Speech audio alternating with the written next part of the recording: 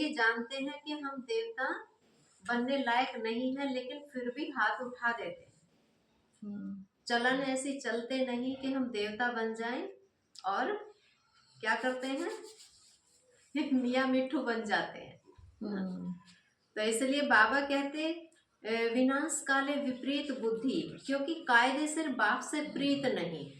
कायदे सिर बाप से प्रीत हो तो फिर आपे ही पद मिल जाता है, फिक्र करने की बात ही नहीं, बुद्धि ही नहीं चलती कि हम देवता नहीं बनेंगे। तो बाप तुम बच्चों को समझाते हैं कि विनाश काले विपरीत बुद्धि का अर्थात यथार्थ अर्थ क्या है। बच्चे ही पूरा नहीं समझ सकते हैं तो फिर वह क्या समझेंगे।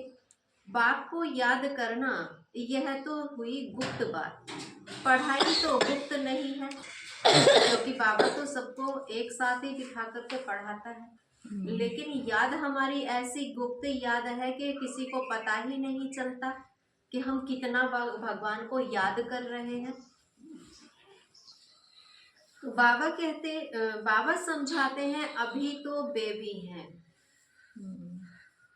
छोटे बच्चे हैं, छोटे से बच्चे हैं, छोटे बच्चों को समझ में कम आता है ना। तो ऐसे बेहद के बाप को 3-3, 4-4 मास याद भी नहीं करते हैं। मालूम कैसे पड़े कि याद करते हैं। अब याद करते हैं, कैसे याद पड़े। बाबा कहते पत्र लिखे, अपना मैसेज दे तो पता चले कि कैसे कैसे चल रहा हूँ, क्या क्या सर्विस करता हूँ। बाप को बच्ची की कितनी फिक्र रहती है कि कहाँ बच्चा मूर्छित तो नहीं हो गया है, कहाँ मर तो नहीं गया है। कोई तो बाबा को कितना अच्छा अच्छा सर्विस समाचार लिखते हैं, लिखते नहीं तो फिर बताते हैं। शाम को खटिया पर पहुंचने पर सारी बातें दिनचर्या सारी सुनाते हैं। तो बाप भी समझते हैं बच्चा जीता है। सर्विस करने वाले बच्चे कभी छिप नहीं सकते। वह भले ही कितने भी छिप कर रहे, लेकिन सर्विस वाले बच्चे कभी छिपते नहीं, वो सामने आ ही जाते हैं। तो बाप तो हर बच्चे का दिल लेते हैं कि कौन सा बच्चा कैसा है। देह अभिमान की बीमारी बहुत कड़ी है। बाबा मुरली में समझाते हैं कईयों को तो ज्ञान का उल्टा नशा चढ़ जाता है, अहंकार आ जाता है, फिर याद भी नहीं करते, पत्र भी नहीं लिखते।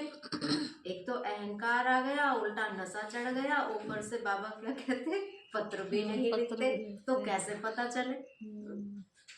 तो बाप को भी याद कैसे करेंगे। याद से याद मिलती है। बाबा को याद करेंगे तो क्या है कि बाबा को भी बच्चों की याद आएगी, तो याद से याद मिलती है।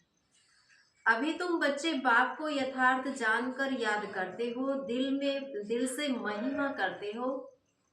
कई बच्चे बाप को साधारण समझते हैं, इसलिए याद नहीं करते, क्योंकि साधारण है। जैसे देवताओं को समझते हैं ना, गए मंदिर में अपनी कथा सुना दी कि मुझे यह चाहिए वह चाहिए, अच्छा याद मतलब पूरी हो गई तो फलाने देवता ने कर दी, भगवान ने कर दी, क्योंकि वो तो भगवान समझते हैं। नहीं की तो दूसरे के पास चले जाते हैं। तो ऐसे ही हमें बाबा को भी कभी भी साधारण नहीं समझना चाहिए, क्योंकि हम लौकिक में देवताओं को साधारण समझते हैं। अगर उसमें भी हम श्रद्धा पूर्वक एक की ही याद में रहे तो जरूर हमारी इच्छाएं पूर्ण होती है, भले ही अल्पकाल के लिए होती है, क्योंकि उनको बनाने वाला भी परमात्मा है। और परमात्मा उनके द्वारा अगर भक्तों की इच्छाओं को पूर्ण नहीं करेंगे तो भावनाएं निकल जाएंगी। इसलिए बाबा कहते हैं कि परमात्मा को कभी साधारण नहीं समझना चाहिए, याद करना चाहिए, याद का चार्ट देना चाहिए। तो बाबा कोई भक्का आदि थोड़े ही दिखाएगा। भगवानुवाच, मैं तुम्हें विश्व की राजाई देने के लिए राजयोग सिखलाता हूँ। तुम ऐसे थोड़े ही समझते हो कि हम विश्व की बादशाही लेने के लिए बेहद बाप से पढ़ते हैं। तो यह नशा हो तो अपार खुशी का पारा सदा चढ़ा रहे। क्या नशा चढ़ा रहे कि मैं विश्व की बादशाही लेने के लिए यह अविनाशी पढ़ाई पढ़ रहा हूँ या पढ़ रही हूँ। तो गीता पढ़ाने वाले भल कहते हैं श्री कृष्ण भगवानुवाच, मैं राजयोग सिखलाता हूँ। बस उन्हें राजाई पाने की खुशी थोड़ी ही रहेगी। गीता पढ़कर पूरी की ओर गए अपने अपने धंधा धोरी में। वो नशा गुम हो जाता है। लेकिन बाबा कहते तुम्हारा नशा तो स्थायी रहता है, चढ़ा ही रहता है। तो बाबा कहते तो पहले पहले कोई भी आए तो उनको दो बाप का परिचय देना है। बोलो भारत स्वर्ग था अभी नरक है, यह कलयुग है। इसे स्वर्ग थोड़े ही कहेंगे, यह तो कलयुग है। वह भी घोर कलयुग इस समय पर चल रहा है। तो बाबा कहते हैं इसे स्वर्ग थोड़े ही कहेंगे। ऐसे तो नहीं कहेंगे कि सतयुग में भी है, कलयुग में भी है। किसको दुख मिला तो कहेंगे नरक में है, किसको सुख मिला तो कहेंगे स्वर्ग में है। ऐसे बहुत कहते हैं, नरक में है तो दुख में है। एरोप्लेन में घूम रहे हैं तो भाई स्वर्ग है, गाड़ियों में घूम रहे हैं स्वर्ग है। और किसी के पास थोड़ा सा दुख आ गया तो हम जैसे नरक में। ऐसा कुछ नहीं है।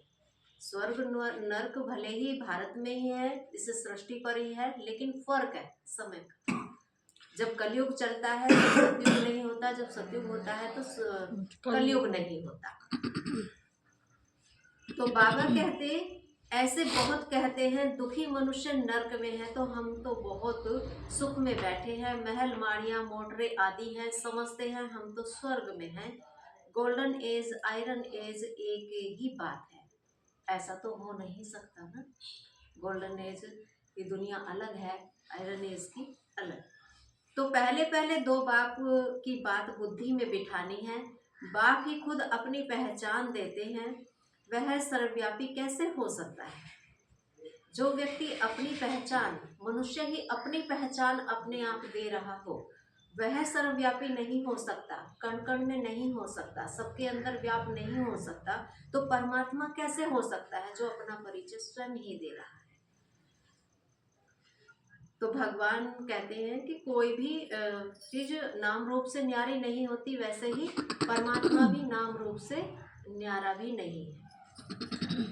तो क्या लोकी बाप को सर्वव्यापी कहेंगे? अभी तुम चित्र में दिखा